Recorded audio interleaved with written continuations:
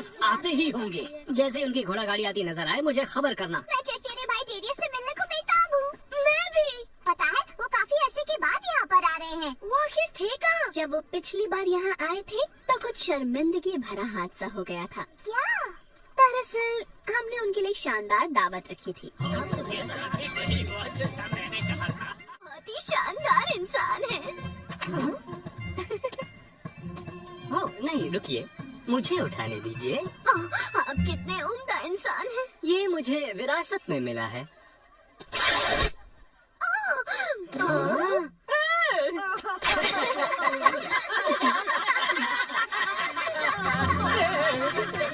Danish इतना शर्मसार हुआ कि वो यहाँ से फौरन चला गया और फिर यहाँ कभी नहीं आने का फैसला किया।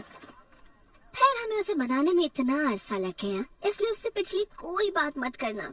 हाँ, पिछली बार तो काफी शर्मिंदगी उठानी पड़ी थी। हाँ, मैं उससे बड़ी शर्मिंदगी के वाक़े के बारे में सोच भी नहीं सकता।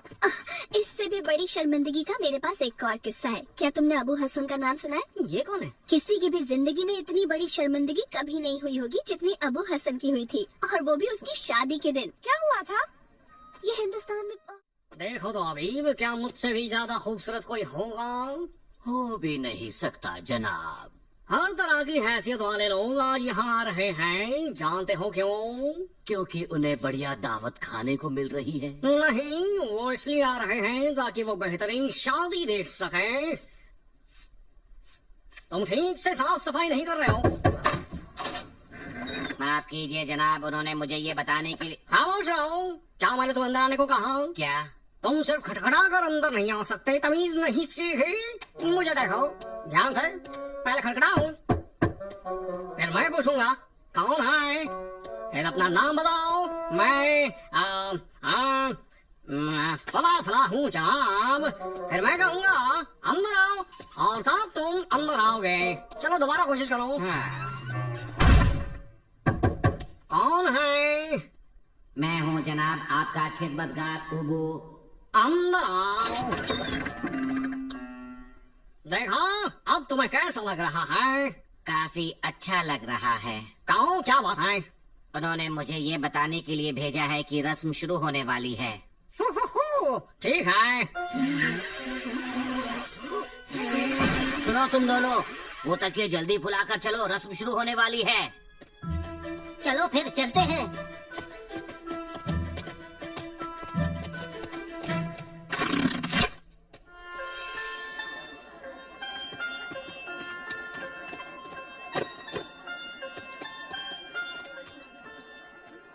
वाह, कितनी शानदार शादी है। दोनों बहुत खुश रहेंगे। दूल्हा भी शानदार लग रहा है।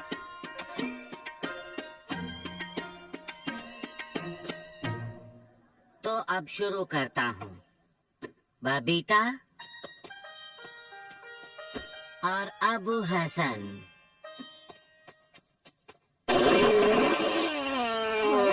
ये कैसी आवाज? मैं तुम दोनों को सब मेहमानों की मौजूदगी में तमाम रस्म रिवाज के मुताबिक एक दूसरे के साथ निकाह करके शौहर और बीवी के तौर पर एक साथ जिंदगी गुजारने की इजाजत देता हूँ। शादी करने नहीं, बदबू फैलाना है। बदतमीज कहीं के।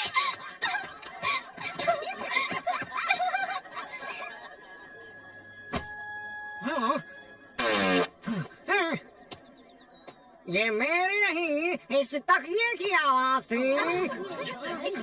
इस तकिए की। बबीता वापस आ जाओ। अजीब मजाक है। बबीता, मुझे अंदर आने दो, मैं तुम्हें समझाता हूँ। तुम्हें गलत फहमी हुई है, वो आवाज मेरी नहीं थी। चले जाओ। वो तकिए की आवाज थी। ये कैसे हो सकता है? मैं साबित कर सकता हूँ। दिखाओ। क्या वो तकिया था? यही तो मैं भी तुम्हें समझाने की कोशिश कर रहा था। ओ, जाने मन।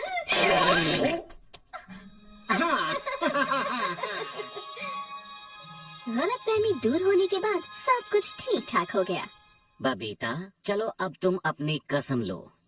हसन, मैं सिर्फ तुम्हारी रहूंगी और तुम भी सिर्फ मेरे ही रहोगे। मैं तुम्हारी आंखों में बसूंगी, तुम्हारा दिल मेरे पास रहेगा और तुम्हारा हाथ मेरी हिफाजत करेगा।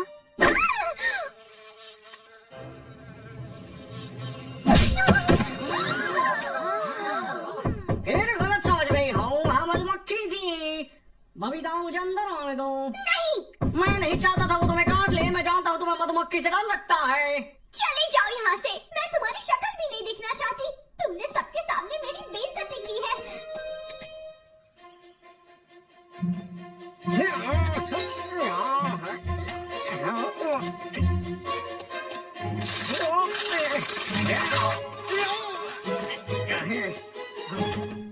जाने मन, मैं कभी कोई ऐसा काम नहीं करूंगा जो बेहुदा और बदतमीजी भरा होगा।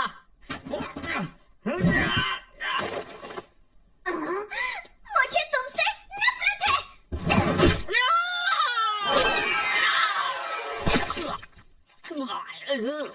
बबीता, तुम समझ नहीं रही हो। मेरी बात तो सुनो। ये शादी खत्म हो गई। ऐसा बदतमीज आदमी मैंने अपनी जिंदगी में कभी नहीं देखा। वो तो एक जानवर है। चाहे कुछ भी हो जाए, मैं उसके साथ कभी शादी नहीं करूंगी। ये बोरी मुझे दो। मगर ये मेरी खाद की बोरी है। मेरी जान, रुको दो। मैं तुम्हें सब कुछ समझाता हूँ। नहीं।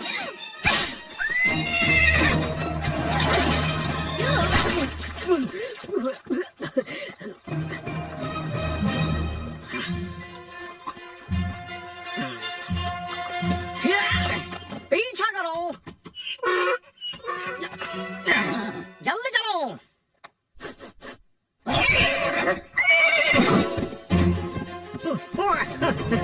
बबीता, सुनो तो। चले जाओ यहाँ से।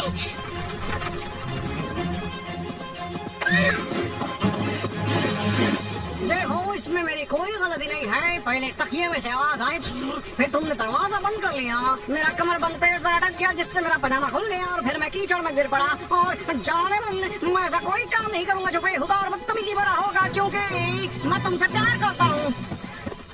तुम सच कह रहे हो? मुझे तुमसे कोई जुदा नहीं कर सकता।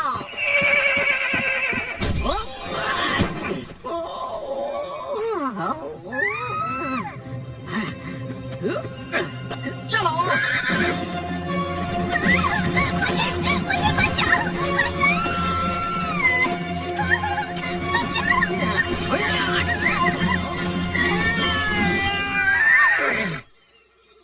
क्या तुम ठीक हो बबीता?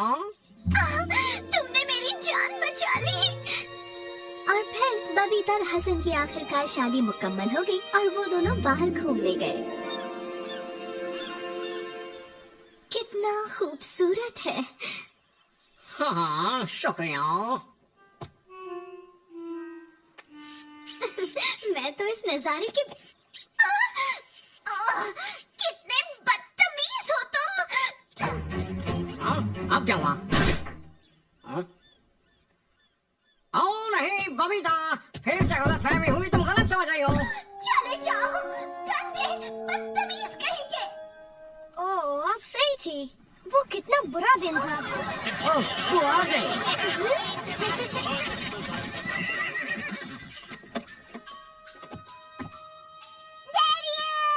हम आप ही को याद कर रहे थे। अगर मैं बाहर आऊँ तो ठीक होगा ना? फिक्र मत करो, काफी वक्त गुजर चुका है। किसी को कुछ भी याद नहीं है। बिल्कुल, तुम बिल्कुल परेशान मत हो। आ जाओ, बाहर आ जाओ।